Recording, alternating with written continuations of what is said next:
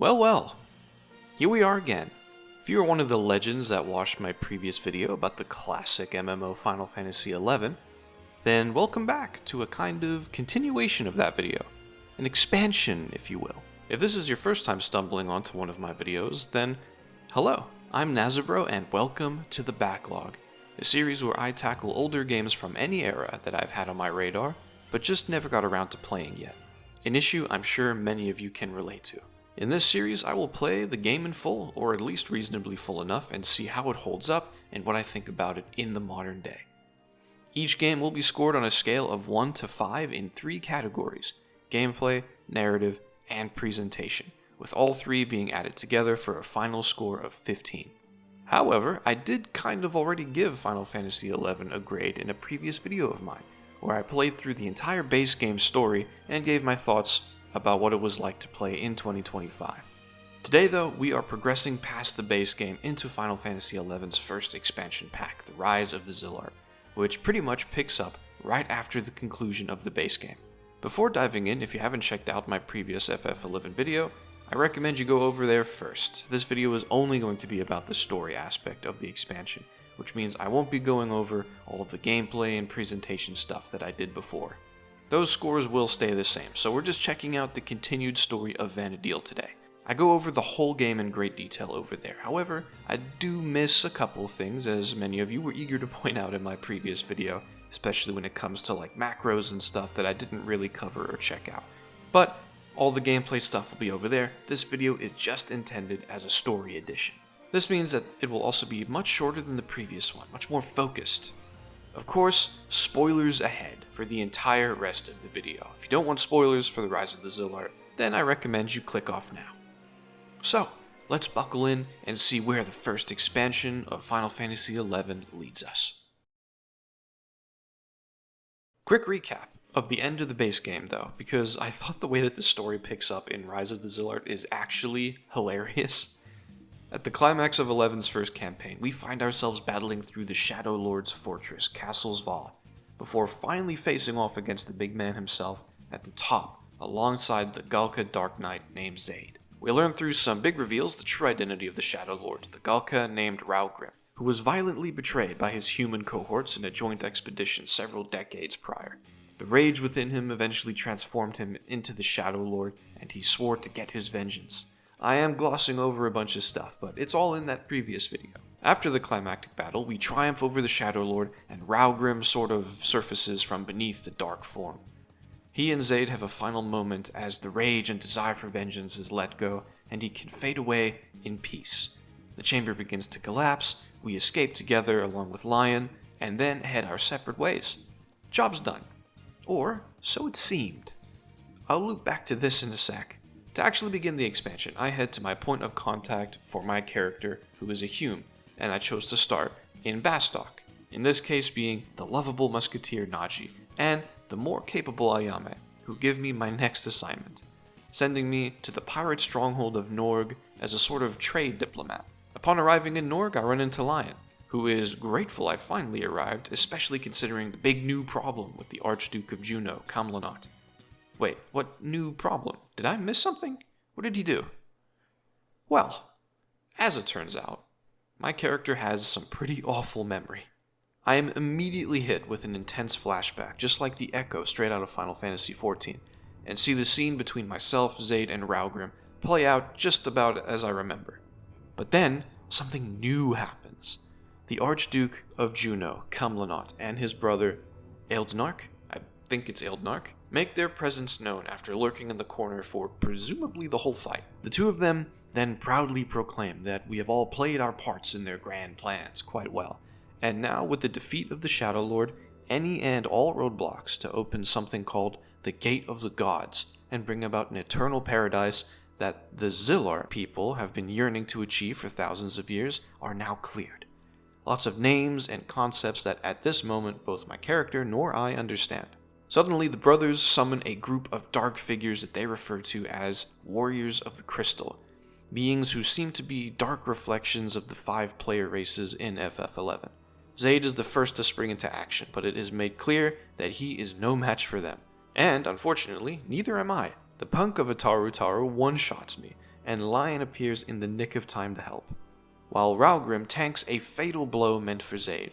As a sort of final stand to do something right, Ralgrim takes the form of the Shadow Lord once more to hold off these warriors of the crystal, so that myself and the other two can make a clean getaway.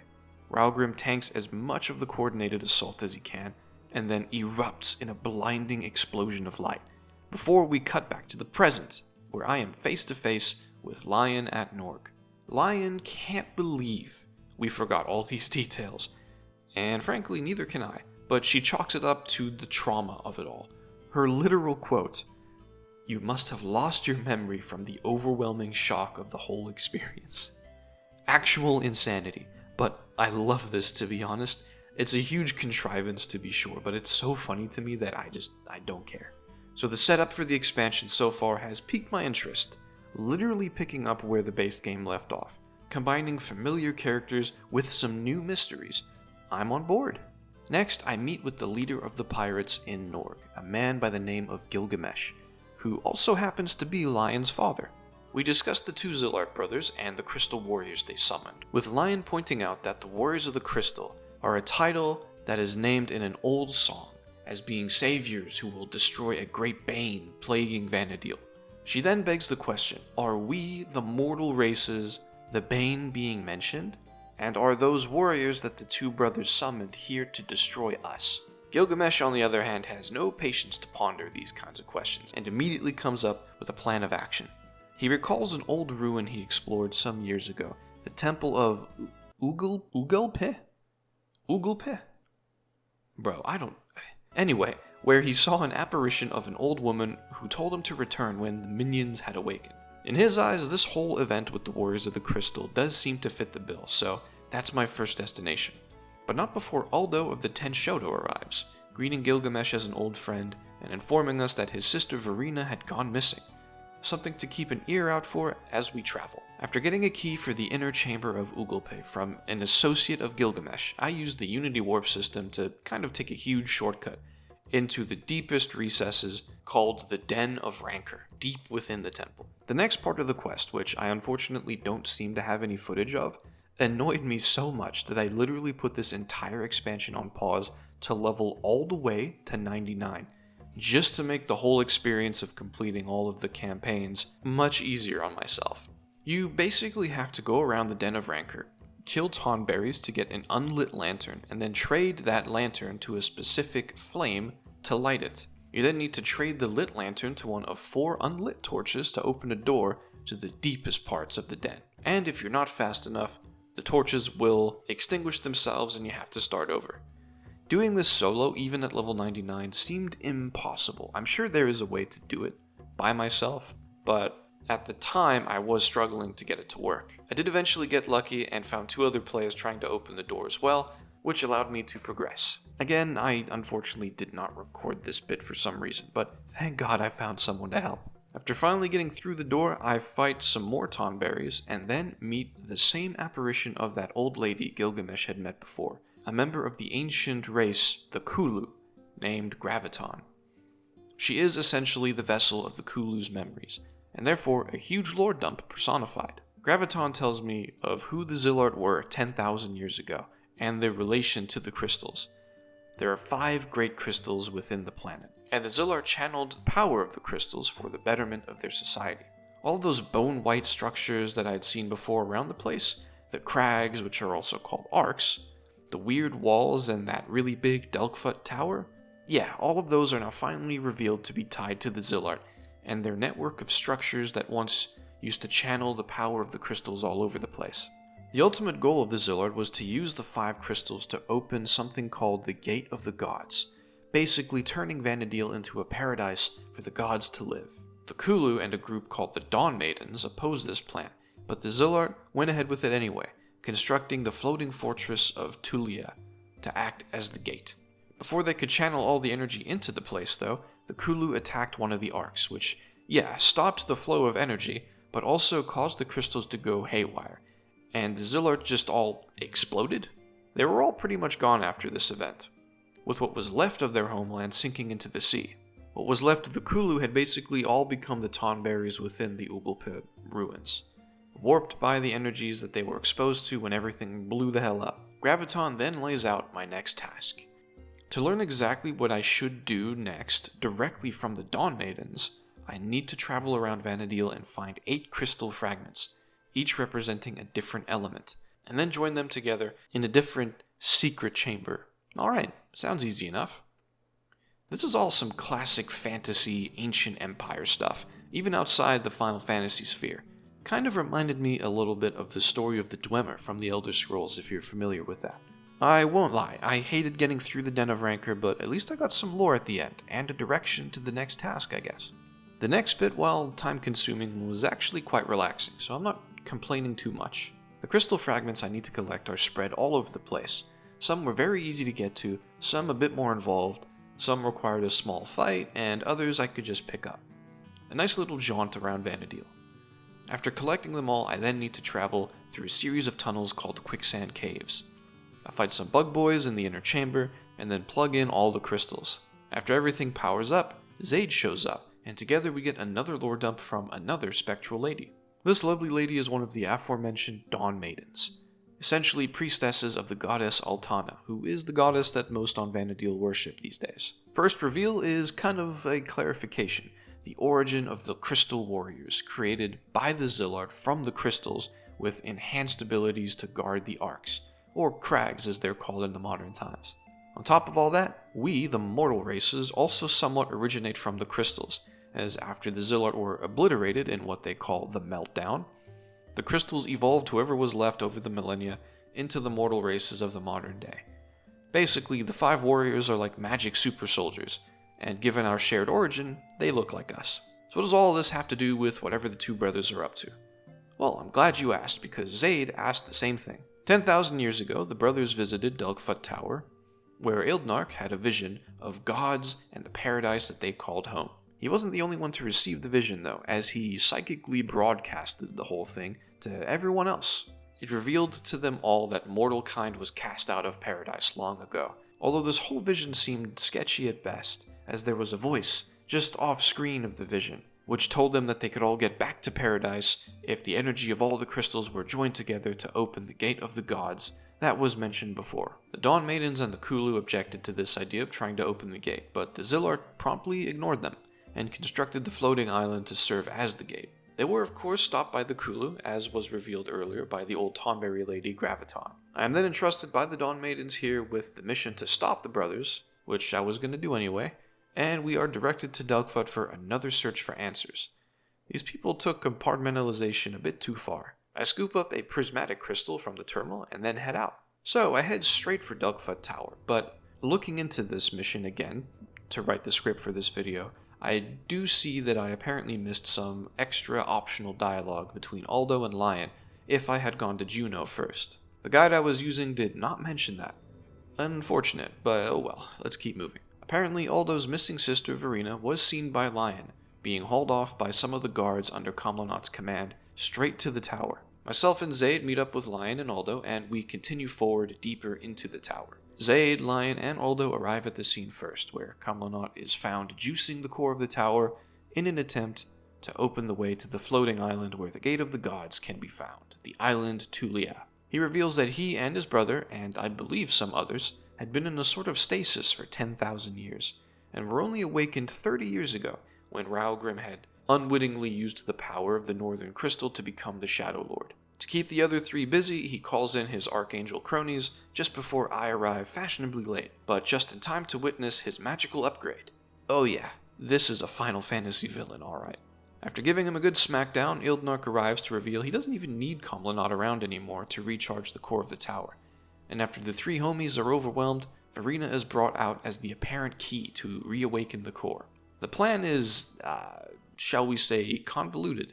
Basically, Raugrim, aka the Shadow Lord, was the Tailkeeper of the Galka, a sort of spiritual leader who carries with them the memories of all the Galka of the past.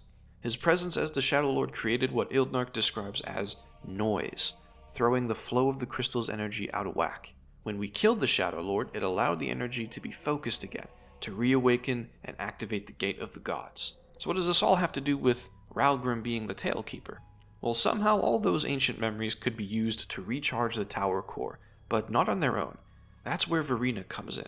In my previous FF11 video, and in the base game story, we see that she feels as though she has a sort of kinship with the Beastmen. This kinship does seem to extend a bit beyond that though, as Verena seems to have some kind of sixth sense, or just some connection to the world at large. Like she can pick up on the flow of energy, or maybe just residual magic or something like that. This connection is used by Ildnark to channel the Tailkeeper memories from the Shadow Lord's actual freaking head, and the floating island is finally revealed. Ildnark gets one last taunt out, telling us that he will be on the island to enact his plan and bring eternal paradise to Vanadil, and that only someone blessed by the light and accepted by the crystal can follow him there. It gives us a single clue, a mysterious location called Romave, and then teleports away as he again taunts us that we'll find the answers to all our unanswered questions in Tulia, if we are able to follow him. Do I even have any unanswered questions? Should I be asking something? I don't even know anymore. This whole story so far has been a hunt for answers, ping-ponging between lore dumps. I love a good lore dump as much as the next guy, but this seems excessive, and I'm not really learning too much new information in between. Anyway, we are now on a real time crunch. Who knows what Ildnark is doing up there? After a quick stop to see that Verena seems mostly okay, I head to Norg to come up with a plan with the squad. Gilgamesh's advisor, I think? Old man named Kamui clues us in on our next destination, an old ruin in the region called the Sanctuary of Zita. The ruin, nowadays called the Ruins of Desolation, were apparently sometimes called Romave in the past. So, onward we go. Getting through the ruin is all well and good on account of me being level 99, and when I finally get to the inner chamber, I am greeted by a locked gate that I seemingly have no way of opening.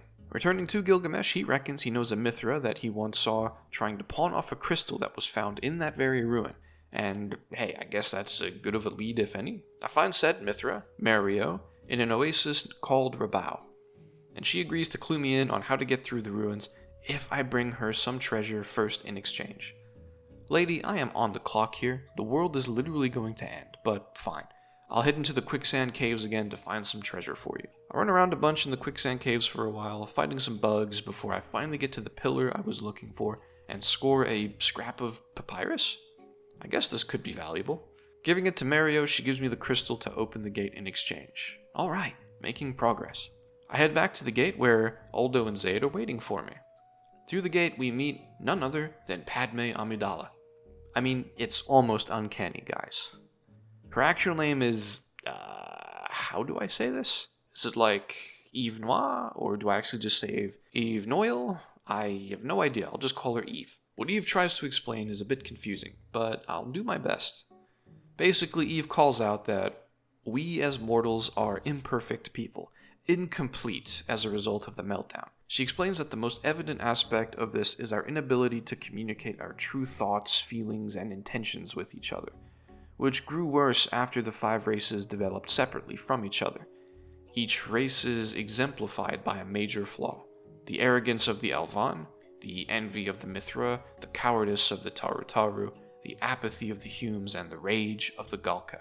All of these traits, I believe, are pointed out at some point in the base game story as a sort of curse on the mortal races, but Eve points out that this is all because of the meltdown and the splitting of the mortal races into the 5 races. Eve gives us her blessing to stop Ildnark, which I guess counts as the blessing of the crystal that was mentioned before, and the 3 of us pass through to the floating island of Tulia. The next bit of the story involves traveling to the 5 corners of the island and facing off against the archangels one by one.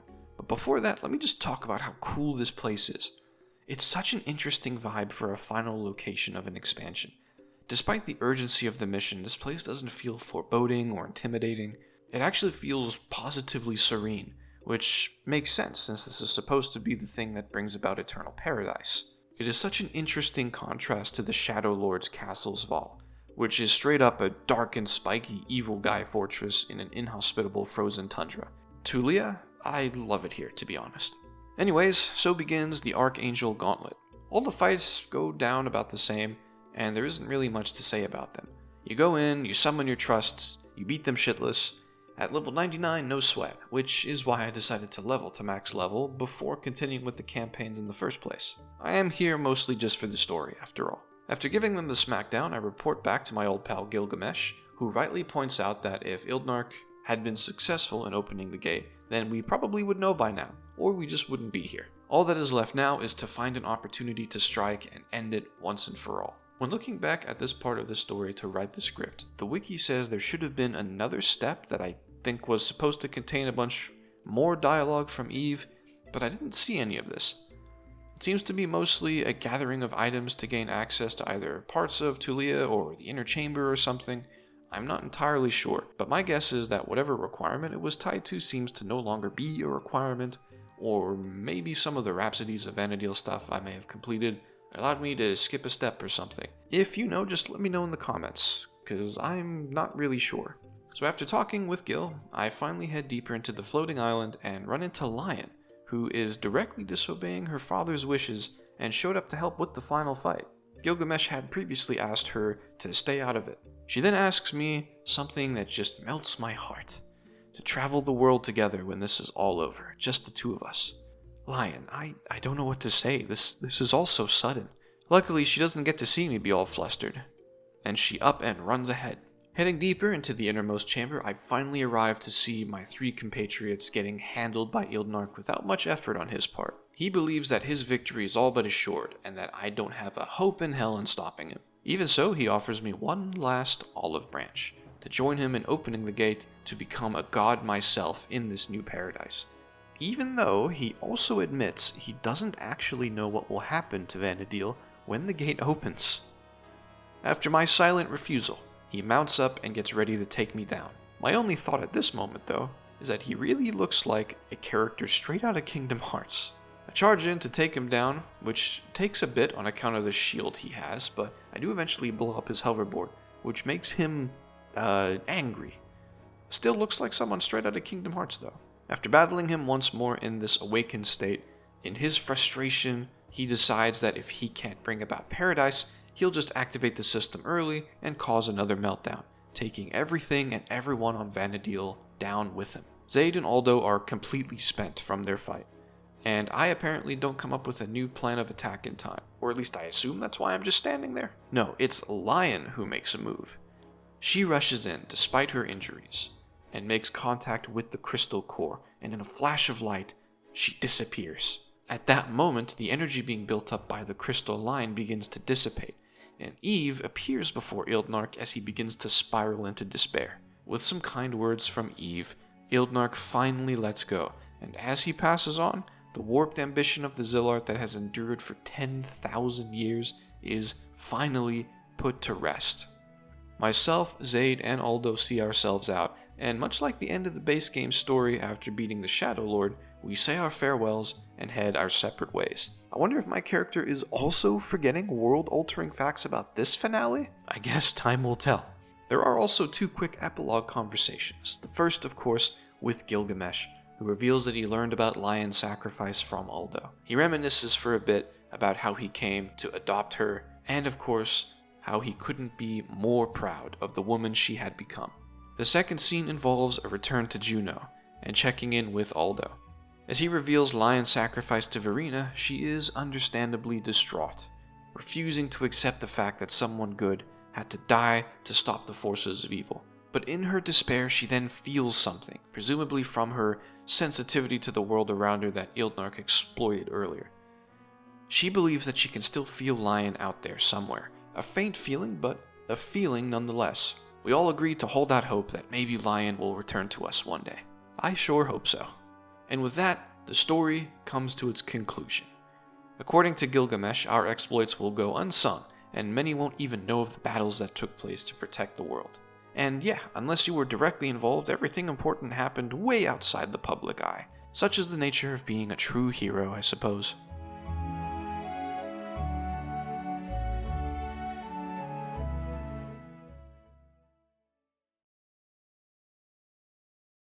Now that I've gone through the whole plot, it's time to talk about my thoughts on this journey. Like I mentioned at the beginning of the video, this campaign really feels like a continuation of the campaign of the base game. In retrospect, I feel as though the base game and Rise of the Zilart can be combined and then split into sort of 3 parts. The first is your arrival in Vanadil as an adventurer of no renown. You do some menial quests for your city, you get stronger, and attempt to make a name for yourself before being sent on more dangerous assignments. The second part is directly after the Shadow Lord is revealed, and involves the preparation and execution of the mission to take him down. And of course, the third part would be from the moment the Zilart brothers make their ambitions known until their defeat. This is of course a sort of rough idea, as you can't really neatly separate the quests into 3 even parts, but after experiencing all of it, it does really feel like a beginning, middle, and end of one story, despite the fact that this was the first expansion. From the get-go, this story isn't one that can stand by itself, which is not necessarily a bad thing. It builds off of what came before and continues the story in a literal sense, almost like a direct sequel, taking all of the story from 11's very beginning to the end of Rise of the Zilart into account. It is generally a very good, very Final Fantasy story. However, with all that being said, I do want to judge the expansion story by its own merit, which is to say I didn't really enjoy the actual act of playing through most of it. In multiple cases, it felt like I was traveling from one lorddom to another, which wouldn't be so bad if it wasn't just the same information being reiterated each time with some very minor extra details. This is mostly felt between the conversations with Graviton and then the conversation with Eve. Both go over essentially the same information, which didn't feel great at the time. And then Eve left me with the mission to stop the brothers, which I was going to do in the first place, even without her permission or her blessing. Well, I guess I did need her blessing to go to the island anyway. With the story feeling like it was always supposed to follow after the defeat of the Shadow Lord, this means that the storyline feels absolutely full to the brim with padding to make the expansion feel a bit larger, when the story it was trying to tell did not warrant such a size. As for the characters involved, well, it's basically all the same cast from the conflict with the Shadow Lord, with the exception of Gilgamesh, who is, in fairness, an excellent addition to the cast. I do think Kamlanot was really cool, although this subversion to put Ildnark in the role of the actual final boss wasn't something I particularly had strong feelings for or against. I do wish that Kamlanot got to stick around a bit longer though. Some of the locations were cool, with Tulia being easily the biggest highlight. Conversely, I never want to go see the Den of Rancor ever again.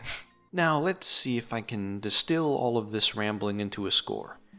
Like I mentioned before, this backlog series usually rates games in gameplay, narrative, and presentation. But since I'm just covering the story in this video, I will only be giving a narrative score. The gameplay and presentation score are the same, as nothing has changed from the base game to now. It's all the same game, it's just a new story. If you want to know what I thought about those, be sure to check out the original FF11 video that I did. So, after playing the Rise of the Zilart for the first time in 2025, I score its narrative, by itself, a 3 out of 5. When taken as a whole with the base game, which it really should be, the score then would be a solid 5 out of 5, but this story did feel like it suffered from having to hold up an entire expansion. Granted, this is all playing it through one shot now, many years after it came out. I'm sure if you were actually there when the expansion came out, maybe the opinions would be different, I'm not sure. Thinking back to other MMOs I've played and their first expansions, I'm not sure it's easy to make a fair comparison. World of Warcraft had the Burning Crusade, and while I've never played the Burning Crusade while it was current content, either originally or in Classic WoW, I have played through all of its content. I've played every Burning Crusade quest that's still in the game, every dungeon, every raid, as much of it as I can, and I can only imagine how spectacular it must have been back in the day. Similarly, for FF14, I didn't play Heavensward when it was current, but with 14 you don't really need to, given the linear structure of the game. Heavensward was, of course, fantastic enough to warrant 14's continued existence, which is a testament to their dedication at the time. Funny enough, the only MMO I think I've played the first expansion of relatively close to its release was Star Wars The Old Republic and the Rise of the Hutt Cartel expansion, and that one was so mid I barely even remember it. However, I wouldn't say it's particularly fair to make a comparison to all these MMOs I listed, or any others that I have played, like the old Star Wars Galaxies or Elder Scrolls Online, because 11 is definitely one of the oldest ones I have played, and also had to run on the freaking PS2. That being said, I didn't hate the Rise of the Zilart expansion, and after hearing it only gets better, for the most part, really got me motivated to play more. And at the time of making this video, I have also completed the Chains of Promathia, and whoo boy, that is going to be an awesome video to make. Other than that, it's time to draw this video to a close. If you made it all the way to the end, you are an absolute legend. I would love to hear about what you guys think of the video, both how it's made and everything I've said about the game. If you enjoyed the video, a like is always appreciated, and subscribe if you want to stick around to see my future adventures in not just Final Fantasy XI, but other games as well. If you haven't already, I recommend you check out my video on the first Dark Souls that I also played through for the first time this year. If you'd like to see me play any other games and give my thoughts, old or new, be sure to let me know, and share this video with any of your Final Fantasy loving friends. And with that, I am even closer to being able to say that Final Fantasy XI is off my backlog.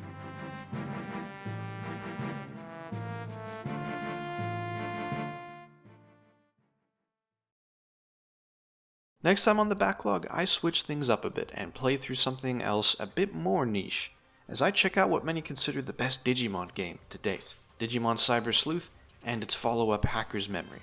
I have a deep personal connection with monster collecting games, although Digimon hasn't really given me too many opportunities to play video games of theirs, which is why, after seeing the trailers for Digimon Story Time Stranger, I decided to finally check out the Cyber Sleuth games. Then, after that, I continue my journey in Vana'diel, onto the much beloved second expansion, Chains of Promathia, where I finally get to meet this absolute legend.